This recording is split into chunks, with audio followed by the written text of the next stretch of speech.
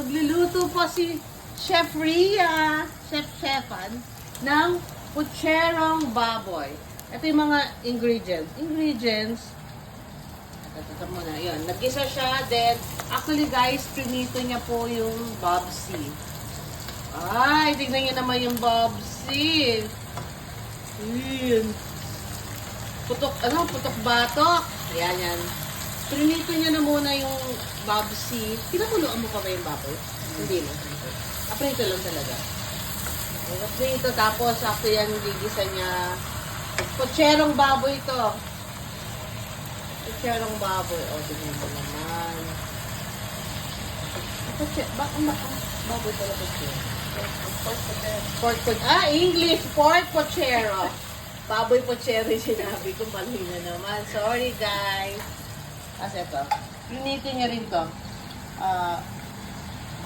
Anong tawag nito? Carrots. Nabagalan na.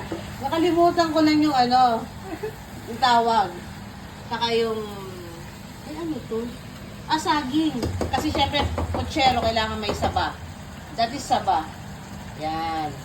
So guys, yan tingnan. Tapos, lalagyan niya ng pampalasa.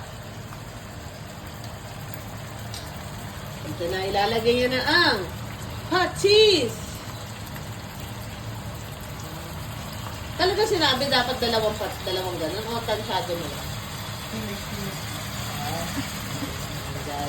And the pepper. Yes.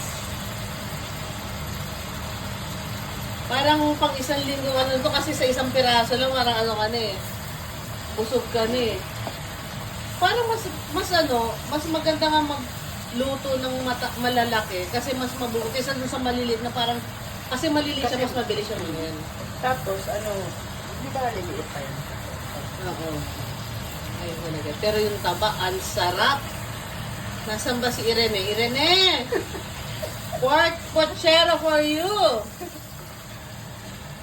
Guys, medyo mga proseso lang siya guys. Siguro lulutuin ito ng mga pati preparations, you need at least 30 minutes. 30 minutes ba? Tama ba?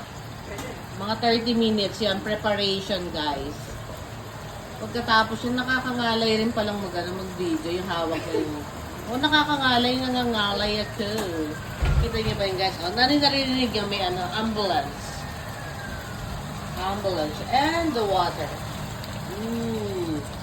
Yan yung siya. Okay guys, pakukulaan lang ng ilang minutes po. Mga 20 minutes sa pakukulaan to guys. So, i-end ko na muna yung video. Mamaya ulit for the second video. Okay, bye!